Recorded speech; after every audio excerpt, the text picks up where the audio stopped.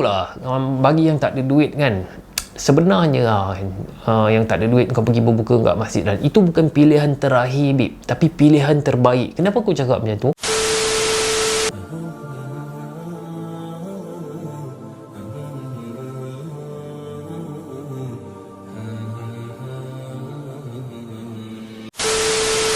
Assalamualaikum warahmatullahi wabarakatuh. Welcome back to my channel. Bapak lama gila aku tak buat video sebabkan aku sedikit sibuk. Jadi aku macam tak sempat lah. Bukan aku tak buat video aku sebenarnya dah buat video, tapi video tu ada masalah, suara tak adalah, apa tak adalah, menyebabkan aku give up sikit lah. Yelah, orang bukan profesional kan pegang kamera, jadi adalah part-part yang aku rasa technical part ni aku jam sikit lah. By the way, ini video pertama aku untuk tahun 2023. Kebetulan ini adalah bulan Ramadan. Jadi kalau korang nak tahu, setiap kali Ramadan aku akan, dah lama lah aku buat benda ni, dah lama lah, sebelum PKP lagi lah. Okay, jadi bila PKP tu aku tak boleh buat lah. Aku panggil benda ni Ramadan Tour. Alright guys, Assalamualaikum. Hari ni Ramadan ke-7, Masjid ke-6. Okay, Masjid ke-6. Okay, jadi macam biasalah aku buat road tour masjid ke masjid sepanjang Ramadan ni.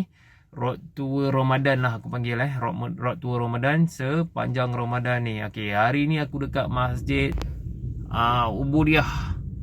Masjid Ubudiyah Section 19. Ni Section 19. Alright. Okay, hari ni macam biasa aku kekalkan untuk 30 hari ni. Aku punya aim lebih kurang dalam 20 ke 25 masjid lah. Setiap hari akan ubah masjid yang berlainan, sebanyak 20 ke 25 masjid. Aku punya aim paling banyak 25, paling sikit 20 lah. So sepanjang Ramadan ni aku akan buat road tour berbuka di masjid. Buka, lepas tu aku akan buka sembahyang maghrib, lepas tu isyak tarawih, tak balik isyak tarawih, lepas tu more, lepas tu baru balik. Lepas tu balik sepanjang 30 hari. Okey, aku macam tu lah sepanjang 30 hari. Okey, jadi ni Ramadan ke-7, Masjid ke-6, Ubudiyah Section 19. Okey, let's go. Ramadan Tour ni aku akan spend masa aku sepanjang Ramadan untuk aku berbuka puasa dekat mana-mana masjid sekitar rumah aku, 10 ke 20 kilo macam tu lah. Aku nak pergi lebih sekali sebenarnya, aku nak lebih pergi ke 30 ke 40 kilometer, tapi masalah traffic jam yang teruk sepanjang Ramadan menyebabkan aku tak berjaya buat benda tu. First thing first lah, kalau kita tahulah, kalau cakap berbuka dekat masjid ni, satu stigma kita adalah masyarakat kita lah, kalau kau tak ada duit kau pergi masjid. So banyakkannya mostly student lah. Okay, benda ni kita letak stigma, orang bermakna kalau orang yang berbuka kat masjid ni kira kau macam tak ada duit lah, macam tu. Ibaratnya macam tu lah aku nampak. Kalau aku cakap kawan aku nak pergi berbuka masjid, aku pergi dengan family aku, semua pergi sepanjang Ramadan ni semua pergi. Jadi dia ada macam satu stigma yang asal kau nak buka macam tu. Aku ingat kau pergi buka kat hotel ke, kau pergi buka dekat restoran yang best-best ke. Tak babe. Okay, benda ni aku dah buat, budaya ni dalam family aku dah buat lama sebelum aku rasa dah lebih 10 tahun lah. Dah lebih 10 masa arwah bapak aku ada lagi lah. Jadi benda tu dah jadi macam keseronokan bagi aku untuk buat Ramadan Tour. Nanti aku bagi tahu kenapa aku buat benda ni dan kenapa korang kena cuba buat benda ni. Dia punya kebaikan lah. Okay, kebaikan dia yang aku boleh dapat bila engkau buat Ramadan Tour macam ni, sebenarnya dia lebih mengajar kau sesuatu tentang bersyukur lah sebenarnya. Kau bersyukur sebab bila kau dihidangkan satu menu, okay, bila dihidangkan satu menu tu engkau tak ada pilihan lain. Okay, itu bukan pilihan kau, jadi itulah rezeki kau untuk kau terima dan makan seadanya. Dia macam mengajar kau untuk kena rezeki kau hari ni babe, kau makan je lah apa ada. Okey, itu satu benda lah. So hari ni salam Ramadan Ramadan ke-9 malam ke-10 kita pergi ke masjid ni. Masjid ni Seksyen 7 Shah Alam. So let's go. Dia banyak spend kau dengan family tau. Bila kau spend dengan family, kau tak terkejar-kejar tau. Kau tak terkejar-kejar nak pergi ke tempat-tempat yang maksudnya kau nak pergi restoran, kau kena book, kau kena ni.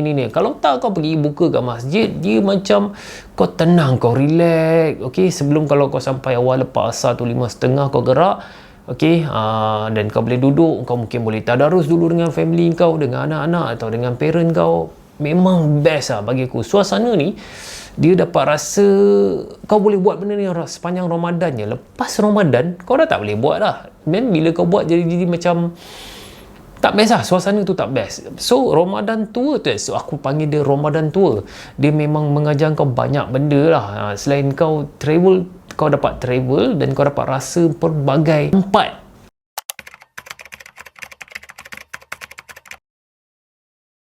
Kenapa aku buat Ramadan Tour ni? So of course lah, okay, Ramadan Tour ni aku buat sebenarnya untuk lebih kepada ibadah lah. Okay, of course tu personal ibadah lah, aku tak nak cerita lebih. Keduanya aku buat sebab aku nak melupakan sekejap kerja aku. Okay, melupakan kerja aku sebab kerja kita tak pernah habis, babe.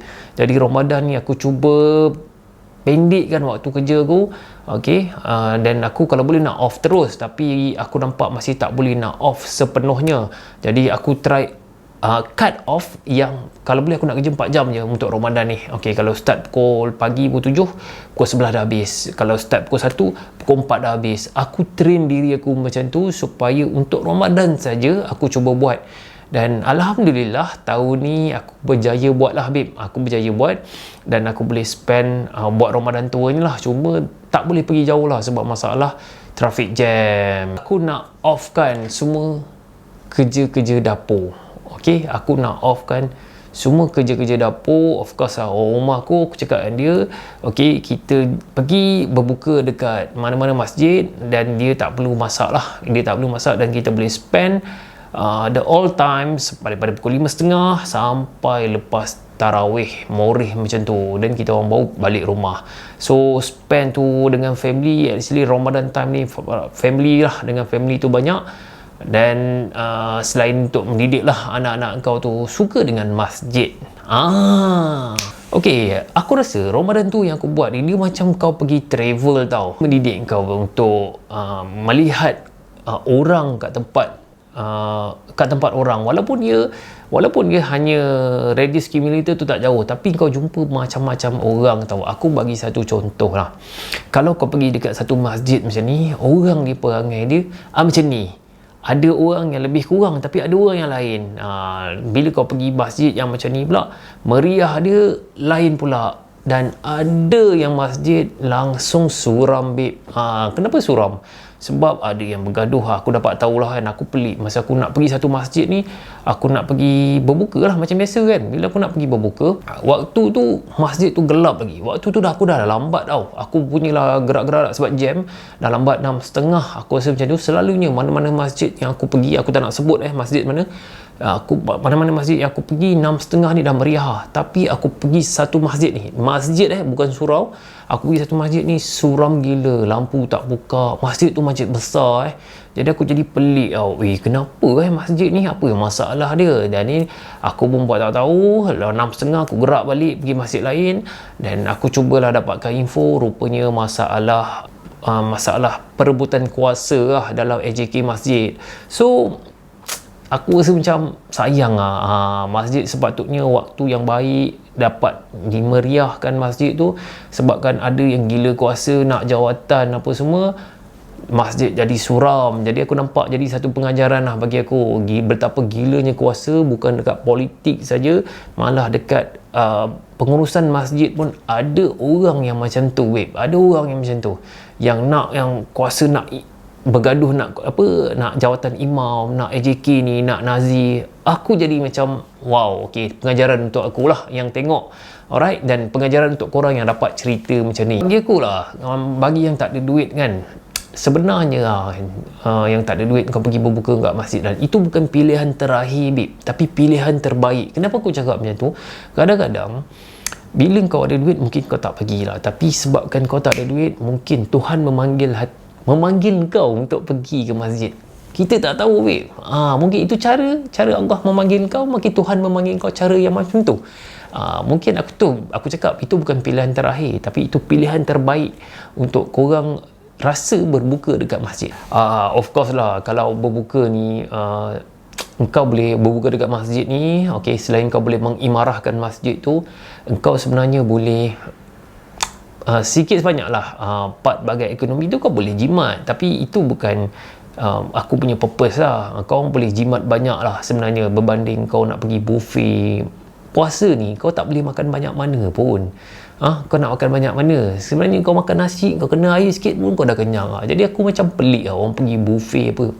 Terpulang lah kan, tu terpulang masing-masing lah. Tapi bagi aku tak boleh lah, aku tak boleh masuk lah. Kalau kau nak ajak aku pergi buffet lepas masa raya nanti, okay, kita on buffet. Tapi mana restoran pun tak ada hal. Tapi puasa tak boleh babe. Kau nak masuk tu, kau nak masuk banyak mana. Lagi-lagi dia dah lepas first half, lepas 15 kan.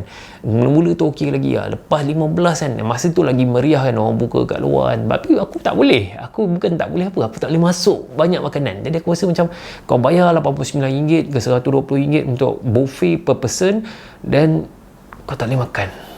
Macam mana?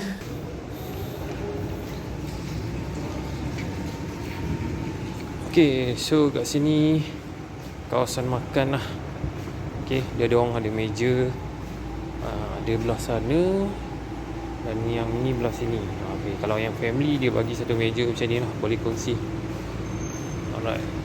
Okay, so selain tu juga aku tak nak tergesa-gesa lah. Okay, lepas kau dah makan, contoh kalau kau pergi buffet kan, kalau kau pergi buffet, lepas tu kau nak pergi solat maghrib, lepas tu kau nak sambung makan balik, lepas tu kau nak tarawih macam mana. Jadi dia ada sedikit waktu rushing kat situ yang menyebabkan aku tak suka. Dan of course lah, jalan sesak gila. Aku nak pergi masjid pun sesak. Ini kan kau nak pergi restoran ke apa semua, memang sesak gila lah. Okay, jadi pengajaran lain yang aku dapat adalah sebenarnya aku nampak lah, bukannya semua orang masjid ni welcoming bukan semua masjid, orang-orang masjid ni welcoming kau lah. Ada yang pelik, kenapa buat macam tu, kenapa pergi jauh-jauh macam tu. Ada yang masih pelik lah. Bagi aku dia bukan saja pelik, macam dia tak welcoming kau kat situ. Sedangkan bagi aku lah, masjid ni bukan ada had pun kat sini, kat mana-mana kau nak pergi masjid pun pergi lah. Itu terpulang kat kau pulang masing-masing lah kan. Kau nak pergi masjid mana, selagi itu masjid dan kau tak buat masalah, kau pergilah untuk kau ibadah. Tapi ada orang-orang masjid, okay, aku letak ada orang-orang masjid ni tak welcoming kau lah, dan dia rasa kau macam menyebuk dekat situ. Sedangkan aku pergi bukan seorang dengan kawan-kawan lelaki ke apa, aku pergi family. Alright. Tapi tak dinafikan juga, memang adalah, memang ramai masjid. Aku cerita ni minoriti lah, tapi majoritinya masjid ni welcoming kau lah. Dia welcoming kau datang untuk mengimarahkan masjid waktu bulan Ramadan. Okay, selain tu juga aku boleh nampak kelakuan orang-orang masjid lah, yang terutamanya golongan tua lah. Golongan tua ni dia macam tak welcoming lah. Budak-budak datang marah sana marah sini. Aku sendiri pernah rasa trauma aku pernah rasa traumanya jadi budak-budak kena marah dengan pakcik-pakcik. Dan sejak tu aku pernah lah rasa benci lah dengan masjid. Sebenarnya aku benci, sebenarnya waktu kita kecil lagi, so kita benci dengan pakcik-pakcik tu lah. Dengan masjid tu sikit-sikit nak marah kan, menyebabkan aku tak suka masjid. Tapi sebabkan bapak aku memang kena kerah agak pergi masjid, jadi aku abaikan lah pakcik tu kan. Tapi aku dapat rasa budak-budak sekarang pun dapat rasa benda yang sama lah. Kau sikit-sikit kau nak kena marah. Aku cuma nak bagi tahu lah orang-orang warga emas lah, jangan buat masjid ni macam rumah-rumah orang tua. Sebab dia open, dia nak next generasi, pelapis tu kita kena buat. Jadi kalau kau marah budak-budak yang sebenarnya dia budak kan, mak bapak dia dah tegur, cuma budak. So kalau kau tak biasakan budak-budak ni untuk pergi masjid, dan diorang tak akan pergi masjid untuk bila diorang dah besar nanti. Kenapa aku cakap macam tu? Kau cuba tanya pakcik-pakcik yang marah-marah budak-budak tu, mana anak-anak dia? Sebab anak-anak dia pun tak ada kat masjid. Aku rasa itu saja Ramadan tua aku, cerita Ramadan tua aku sepanjang Ramadan tahun 2023 ni. Aku sebenarnya plan kenapa aku buat macam ni, akan datang aku plan sebenarnya aku nak pergi Ramadan bukan sekadar kat tempat aku, tapi aku nak pergi ke negeri-negeri lain. Aku plan macam tu. Ramadan tu aku mungkin pergi kat Pahang, pergi kat Terengganu, untuk aku rasa pula macam mana pengalaman berbuka dekat masjid dekat negeri-negeri lain ni. Sekitar yang keluar lah daripada tempat kita. Dan aku pernah plan juga untuk pergi lagi jauh, mungkin pergi ke Indonesia, pergi ke India, macam mana diorang berbuka. Aku ada plan tu lah. Jadi aku train diri aku untuk pergi mana-mana masjid ni yang dekat-dekat dulu.